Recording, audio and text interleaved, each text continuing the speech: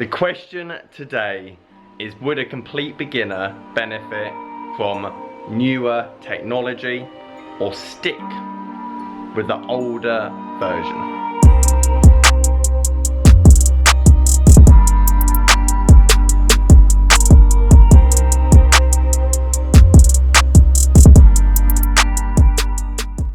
Guys, how you doing? Welcome back to a brand new video. It's Simon down here at Perfect Golf Lab. Today I want to test out my left-handed swing. Obviously I'm a complete beginner now. I started playing left-handed basically to put myself through what my lessons go through, as well as how quickly can I get good at the game with all the experience and knowledge I have as a right-handed player. So today I want to test what I've been using recently, which is the Ping G25's forgiving regular steel irons against this year's Ping G410 iron. Again, same shaft, same length, same lie angle, so it's going to be a fair test. Now the questions obviously are, rather than just obviously the club fitting process, which obviously I could change the shaft and the lie angle and all the other stuff to make it suit my game better, now I really just want to know, out of technology wise, are these going to be any better for me?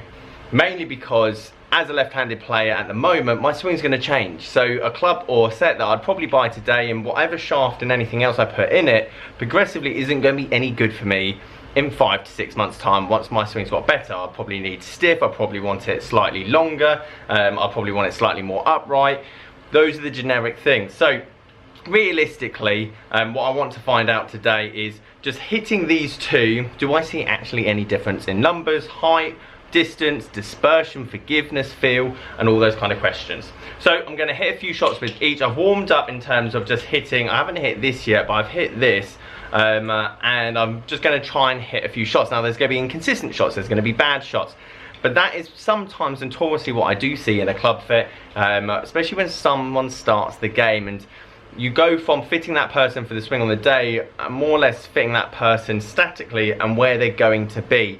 And a lot of the time I do suggest that they go away, practice a tiny bit more, because as long as you're consistently hitting it out the middle, a club fitter can then suit a club or set of clubs more to you. If you're hitting out the toe, the heel, thinning them, sometimes shanking them, it's very difficult as to get a consistent reading and know exactly what kind of clubs are for you. So the purpose of this video is that we're going to see the bad shots, we're going to see the good shots, and hopefully I'm going to hit a few good ones to basically go which one is better, seeing as this is probably about 100 quid for a set on eBay, and obviously these are starting around the 130 mark.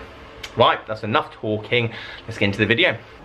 So guys, I'm not going to bore you with my swing over and over again because you get to watch that too much already. However, I'm going to sum up quickly the two different clubs, and then we'll talk about some numbers, for example. Now the Ping G25, that's what I've been practicing with at the moment, and I hit some good ones and I hit some horrendous ones. To say my strike was inconsistent is a massive understatement, and I'll show you that in a second. However, I did catch a couple of good ones to get some reference points, and for a 7-iron at the moment, I'm getting about 135 carries, 150 I should say even, total, with some half decent numbers.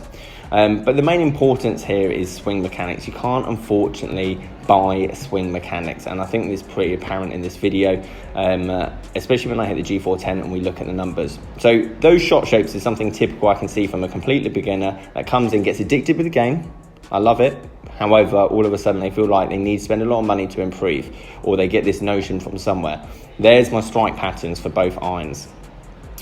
Now the G410, personally, holding it, it looked better on the ground and it felt lighter, which I think helped my swing, mainly because I got trapped too much, or I am getting trapped too much behind me.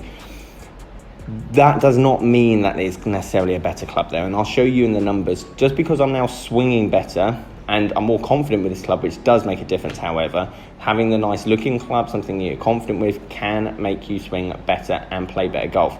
However, technology wise, it's no different, and I'm going to show you that in the numbers as well. But overall, I hit this better. They're exactly the same in terms of set makeup, and for whatever reason I got more and more confident, and the more confident I got, the better. Now this is probably my biggest tip.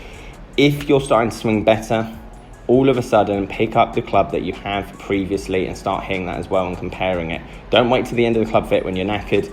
Try it throughout the session, using your club, using a new club, just to make sure the test is fair and that you're swinging both clubs and you get to see a visual difference. If you see a visual difference in spin, launch and distance, then you'll know. Right guys, let's talk numbers. I'm going to try and make this as simple as possible. I shanked this one, I hit this one well. There we go, over. So obviously it wasn't that fair of a test. However, this is why I wanted to hit the G25 again, and I'll try and break it down. In terms of making a ball go further, ball speed is crucial, because the faster the ball comes off the face, the better. Spin rate is crucial. Launch angle is crucial.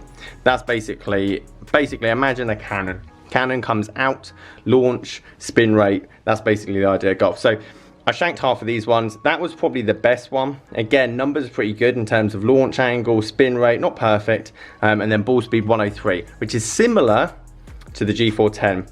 Now I did have a 104 with one of these, for example, which probably got a bit more confidence, maybe swung it a tiny bit faster. All the other ones relatively though, around the 100-mile-an-hour mark. I was a lot more consistent and I struck this one a lot better. Now, you could put that down to anything, and unfortunately golf's such a mind game that confidence, what you like the look of, the feel of, is just as much as part of the fitting process than anything else. And if I'm not gonna lie, this one felt better. However, if I took emotion out of it, does my feeling better make me go play a better golf?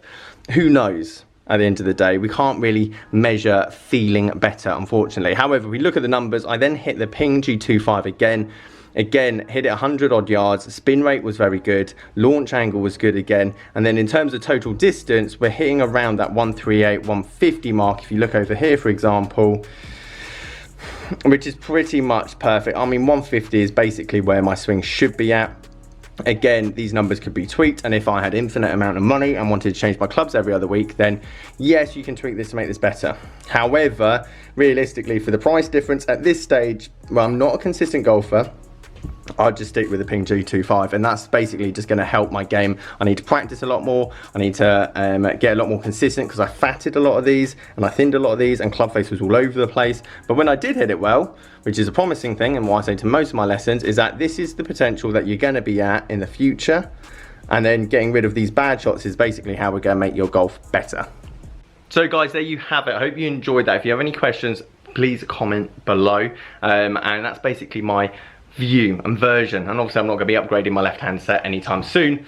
Next video, which I'm going to go and do now, is going to go and play some holes, and so we're going to see how I manage around the golf course and hopefully hit some half decent scores. Guys, thank you ever so much for watching. As always, leave this video a like if you liked it, subscribe if you're new. Catch you guys later.